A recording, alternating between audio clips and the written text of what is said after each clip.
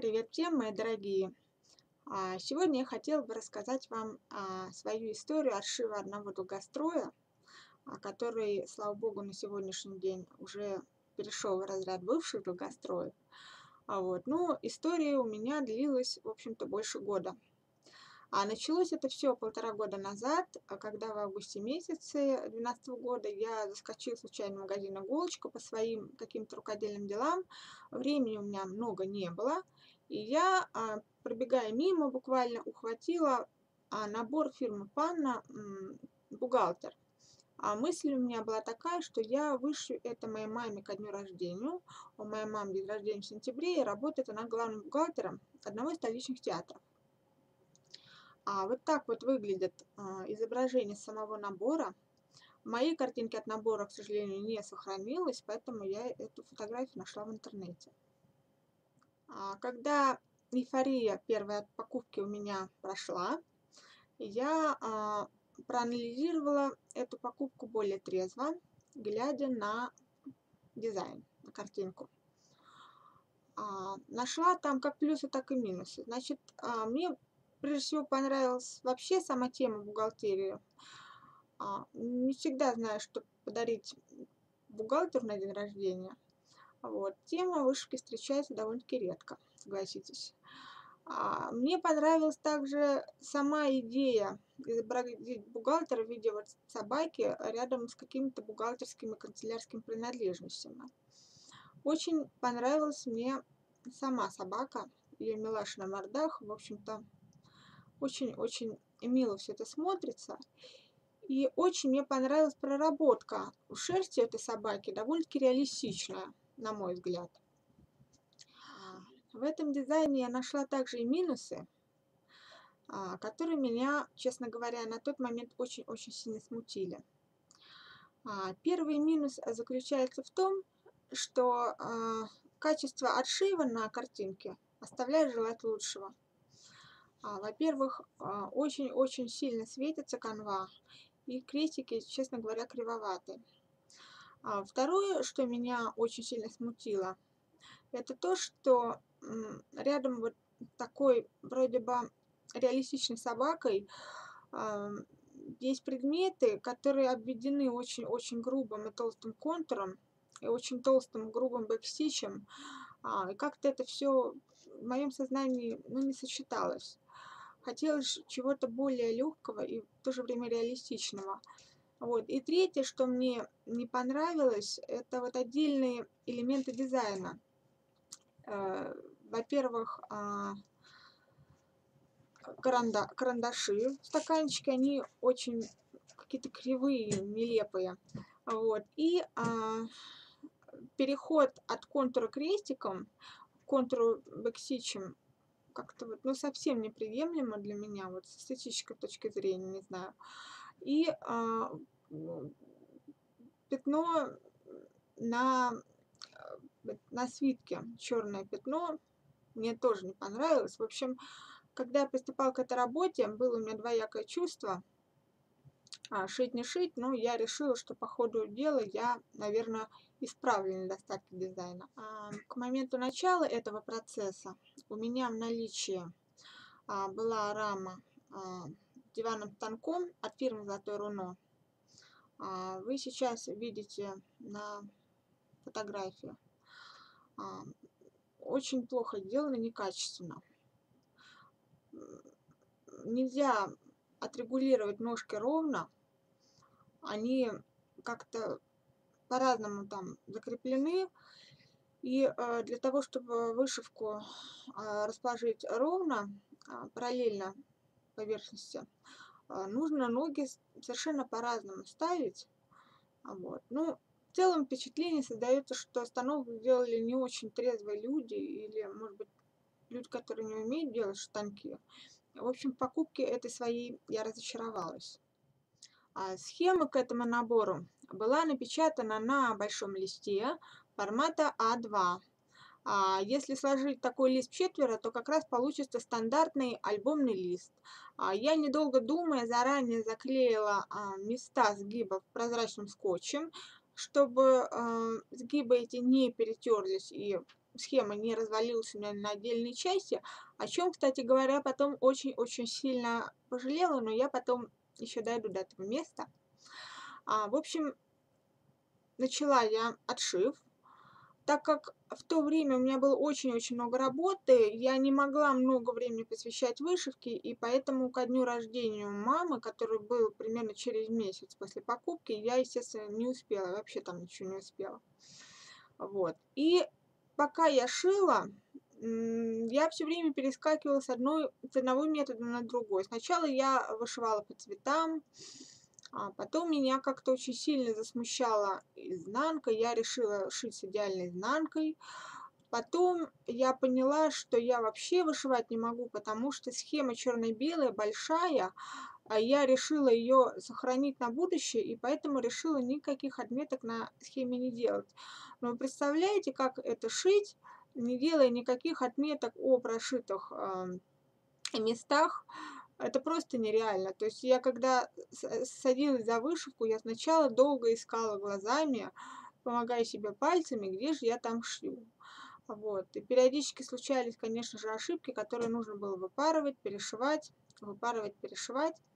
В общем, в конце концов, каждый раз, когда садилась за вот эту вот собаку, у меня просто вот реально портилось настроение, потому что я себе как-то вот, ну, настолько неудобно все организовала, что, ох, ну вот сейчас бы я, конечно, так уже делать не стала. Ну, это уже с опытом приходит, сами понимаете. Вот. И потом, когда все-таки мне пришла в голову мысль о том, что нужно отмечать вышитые места на схеме маркером, самое удобное, ох, вот тогда я пожалела об этом скотче, потому что на скотче нарисовать вообще ничего невозможно. Вот. Ну, мучилась я дальше, вышивая, где-то местами отмечая рядом со скотчем, где-то местами запоминая, что я отшила. Вот тяжело было именно из-за того, что по неопытности я не могла организоваться нормально. Вот. Ну и потом уже к концу вышивки, это уже год почти прошел. Следующим летом я решила уже в конце концов вышивать парковка, потому что, начитавшись много всяких форумов, я пришла к выводу, что парковка вышивать проще, ты всегда знаешь, где ты шьешь. Не нужно смотреть, какой цвет там будет, где он будет в этом месте, там в следующем.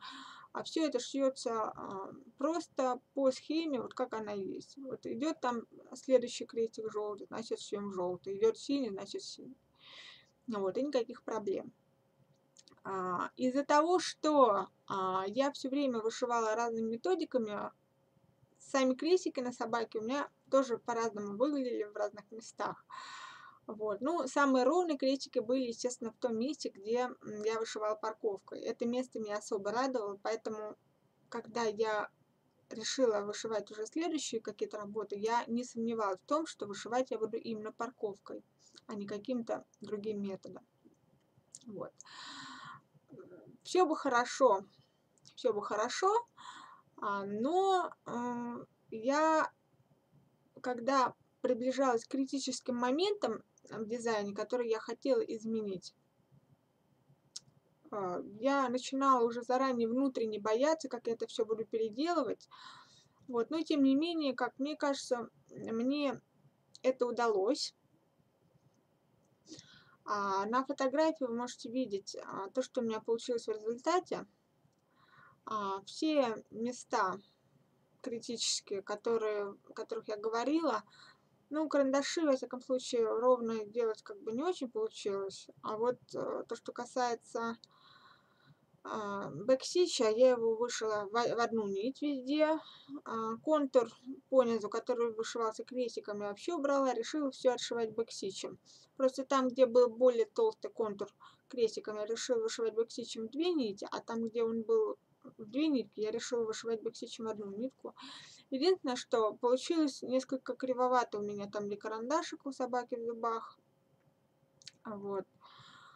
Но меня это как бы сильно не расстроило по неопытности. Я как бы подумала, что, в общем-то, выглядит это все приемлемо. Если вы заметили, белый фон, я тоже на этой картине решила зашить полукрестами. Просто потому, что на тот момент мне казалось, что невышитая канва Аида выглядит не очень хорошо. Вот. Сейчас я уже так не думаю, то есть, ну, как-то, видимо, с возрастом, с опытом развиваюсь дальше, у меня меняются взгляды, сейчас я к ней отношусь, к незашитой Аиде, в общем-то, положительно. Вот. Но на тот момент мне это все не нравилось, и я, намучившись с собакой, села вышивать фон. Естественно, это, кстати, было до бэкстича, это понятно все. Вот. Но вы представляете, что такое зашивать вот фон на такой работе? Это ж сколько там белого пространства. Вот, чтобы как-то скоротать себе время, я ставила фильмы, не знаю, «Изгой» с Томом Хэнксом, «Дом у озера». В общем, то, что мне нравилось. Вот. Но я пришла к очень неутешительному выводу, несмотря на то, что ошибаться там было, в общем-то, не в чем, потому что я все вышивала одним цветом. У меня было очень тяжелое ощущение на душе в процессе вышивки, потому что я смотрела всякие остросюжетные или любовные картины, там герои как-то выстраивают свою жизнь, попадают на какие-то острова, испытывают какие-то чувства, и по сравнению со всем этим, вот то, чем я занималась со дня в день, мне казалось такой вот ерундой, ничего не стоящей, просто вот ощущение зря проходящего времени. Вот, в конце концов, для того, чтобы перестать испытывать это ощущение, я решила найти видео, которые больше бы отвечали тому делу, да, той тематике, которой я занимаюсь. Для того, чтобы когда я зашивала этот белый фон, у меня, во всяком случае, было ощущение того, что то, что я делаю, это важно. Что я не просто прожигаю свою жизнь, а то, что я делаю какую-то полезную вещь, вышиваю картину для мамы. Вот. Ну и естественным путем я пришла к YouTube. Сначала увидела видео Алины рукоделия, потом Олеси Крустич, потом Жанны. Ну и потихонечку втянулась. И, кстати говоря, именно во время отшива белого фона я узнала о совместном проекте «Поцелуй снеговику». Вот, долго думала, присоединяться или нет. А муж меня уговорил, сказал, что давай, давай. Вот. Ну, в общем-то, так все и началось. Поэтому, если бы не эта собака, вряд ли бы я сейчас сидела, вот, и вам тут все это рассказывала. Вот, как это не парадоксально звучит. И, в конце концов, отшив собаку, я пришла к некоторым выводам. Во-первых, мне дошивать ее было очень тяжело по причине того, что, несмотря на наличие желтых и синих красок ярких и ярко-рыжих, в основном вся собака состоит из серо-бежевых тонов и в основном, кстати говоря, из блендов. Вот. Я от этого так, наверное, устала, что решила, что на годы вперед я буду вышивать только все яркое и все вот многоцветное, премногоцветное, и чтобы никаких серых и бежевых тонов, не боже упаси. Вот. Второе, второй вывод, который как бы я для себя и сделала, то, что я буду вышивать только очень позитивные сюжеты, потому что, может быть, сочетание с серо-бежевыми цветами с каждым разом, когда я вышивала эту собаку, ее морда мне казалась все печальнее и печальнее. И к концу я уже так себя накрутила эмоционально, что мне было просто страшно маме это подарить, потому что я подумала, что мама, наверное, ожидает чего-то радостного, красивого, а я буду ей дарить такую вот печальную собаку. Вот. А мама, слава богу, приняла все это на ура. Она очень обрадовалась этой собаке, ей понравился подарок. Вот. И когда я у мамы спросила: мама, ничего, что собака такая печальная? Она на меня посмотрела, говорит: ну, разве же она печальная? Она добрая и просто очень-очень устала. Вот. Ну, во всяком случае, я рада, что мама приняла все это именно в таком ключе. Вот. Третий вывод, который я сделала для себя по отшиву данной работы, то, что не нужно бояться использовать схему так, как хочется. Нужно вычеркивать, значит, нужно вычеркивать. Нужно закрашивать, значит, нужно закрашивать. А, Именно в процессе отшива этой работы я поняла, что удобство при вышивке — это вот превыше всего. Все остальное уже стоит на пятом-десятом месте. Вот на фотографии вы можете видеть, как эта картина выглядит в оформленном виде. К сожалению, у меня не было возможности сфотографировать хорошим фотоаппаратом, висящий на стене. Вот, это было снято в попыхах, мобильным телефоном, картина лежала на диване, вот, освещено черти как, ну вот, что получилось, то получилось. По крайней мере, приблизительное представление о том, как эта картина, в общем-то, выглядит, вы все иметь можете. Вот такая получилась у меня история. В конце концов, благодаря упорству, настойчивости, с этой собакой мы друг друга домучили до конца. Вот, теперь все это у меня позади, и благодаря опыту, который я приобрела в процессе отшива этой работы, в настоящий момент вышивка мне приносит гораздо больше удовольствия, нежели до этого и во время отшива этой собаки. Спасибо, что были со мной.